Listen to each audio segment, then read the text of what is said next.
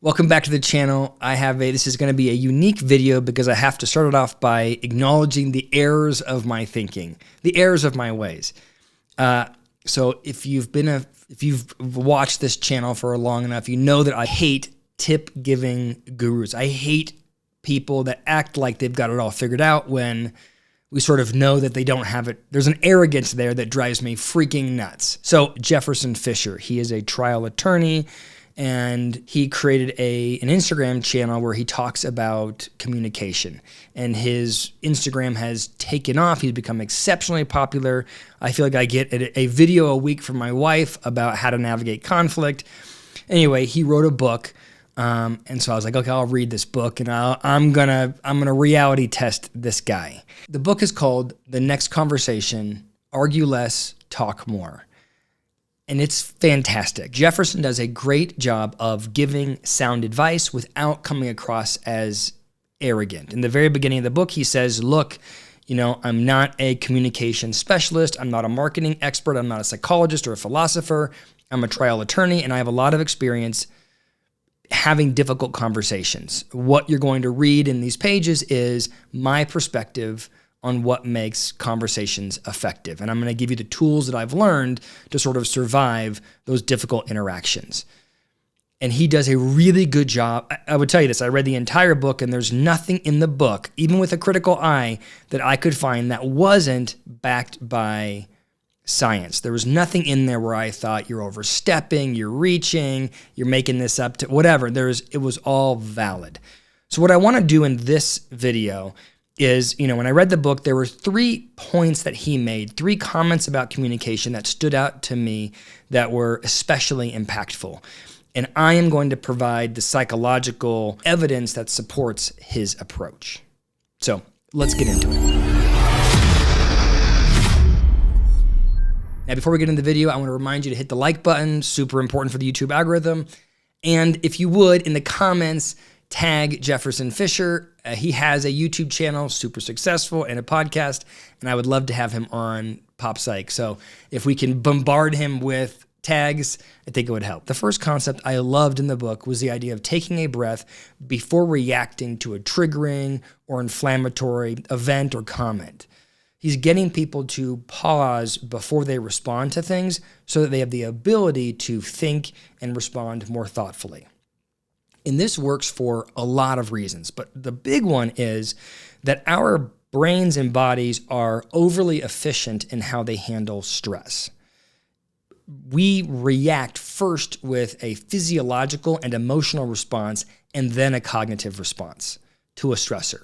So think about this serves us in situations that are dangerous. If you're in an alleyway, for example, and a would-be attacker starts running towards you, it serves you to get a flood of adrenaline so that you can turn around and run away, that you can protect yourself, right?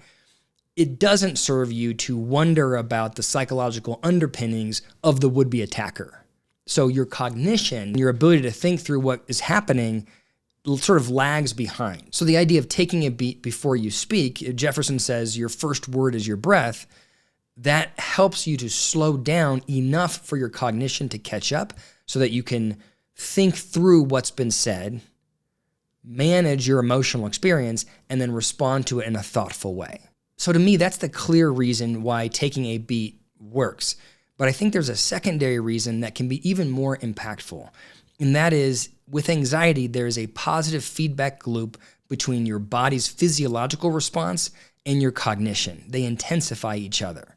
So for example, when you're giving a speech, if you don't like public speaking, when you're told you're going to go on stage in 5 minutes, you will go, uh-oh, this is a triggering event. I don't like speaking publicly. I'm afraid. And that thought, the thought of the scary thing, will lead to physiological symptoms of anxiety. You might get dry mouth. You might start breathing more rapidly. Your blood pressure might go up. Your heart rate might go up, right? Physiologically, you become anxious.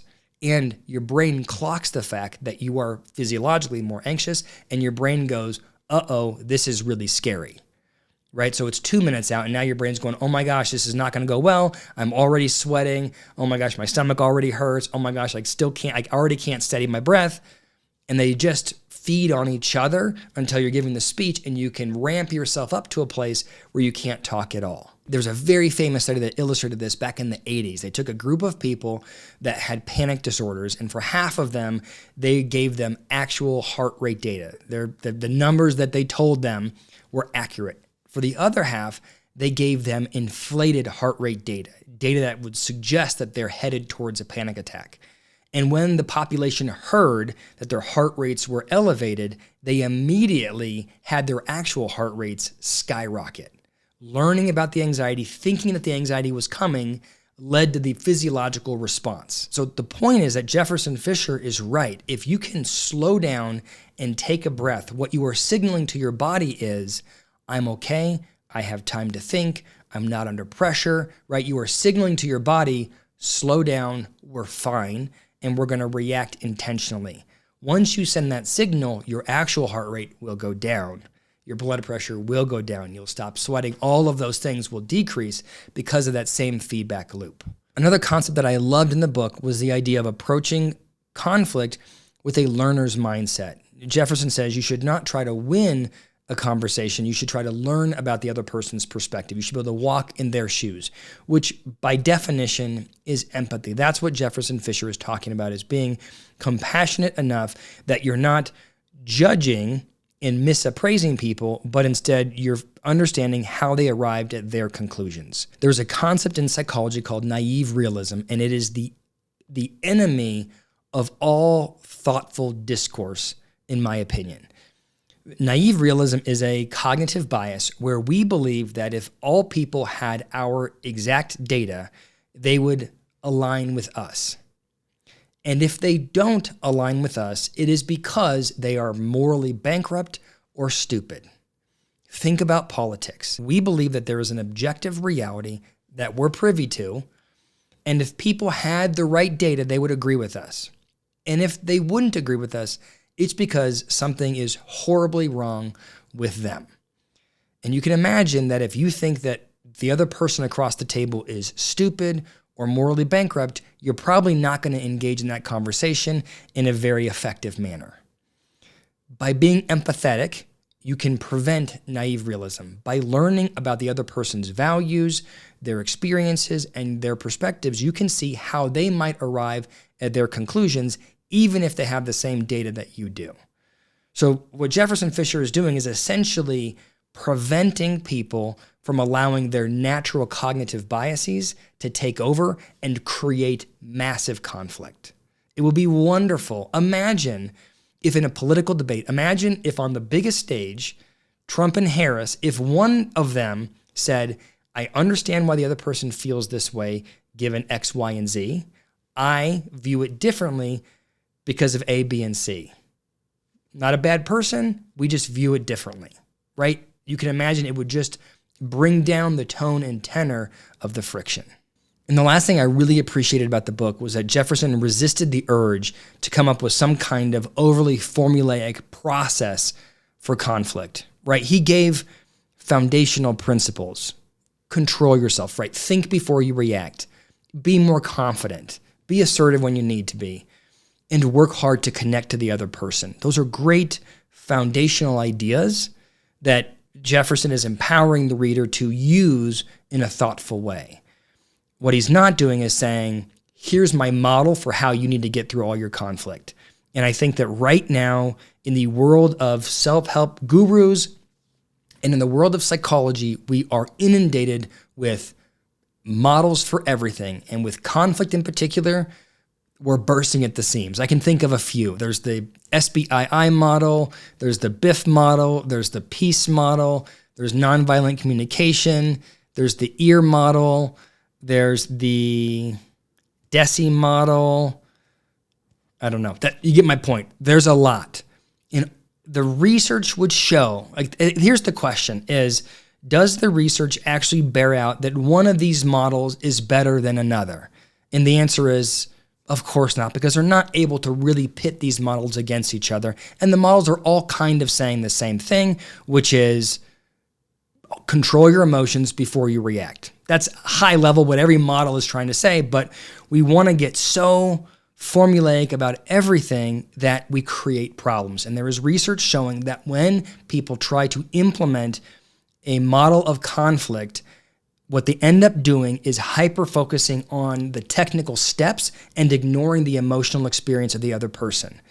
And per this book, which Jefferson Fisher's book, and per all psychological research, you can imagine in conflict, connecting with somebody, being able to empathize with somebody is king. Having a real relationship is king. And when you go overly technical, you end up stepping sort of out of the friction and you end up following a procedure, which many people argue isn't as effective. So let's just use the SBII model as an example: situation, behavior, impact, and intent.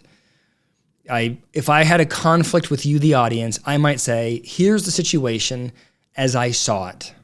Here were your behaviors as I perceived them, and objectively, I'm going to tell you, here's exactly what I saw. I'm not going to expand beyond that. I'm going to give you the behavior I saw. I'm going to describe the impact it had on me or the impact it might have had on other people, and then I'm going to tell you what my intention is for our relationship moving forward.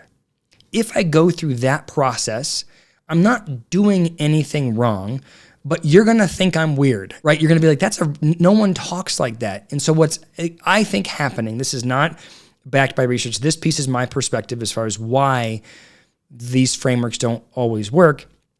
I am signaling to you that I don't trust you enough to have a genuine conflict, genuine friction. And by talking in a weird way, I am sort of creating a psychologically litigious interaction. It's like you're talking to the courts with me. That's going to do nothing but create distance, nothing but create more friction. And we are getting further and further and further apart from having actual empathy with each other. Ask yourself this: with a sibling or a spouse that you had a good relationship with, would you ever want to have a conflict in that way? Would you talk that way? Or would your spouse go, the hell are you talking about? Right? Your spouse would be frustrated by the buffer or the distance that was created. There may be certain circumstances in which it makes sense because there's such a horrible relationship with the other person where it makes sense to follow a process. But the lion's share of interpersonal interactions, I think, and I think the data would bear out, the lion's share of conflict can be and should be navigated through genuine conversation where the principles of self-control and confidence and connection are followed. Anyway, I thought Jefferson did a really good job of sticking with the global concepts, but not trying to install some kind of artificial, overstructured framework. So anyway, I thought the book was really good. Let me know what you think in the comments below. Like, subscribe, all those things. Thank you.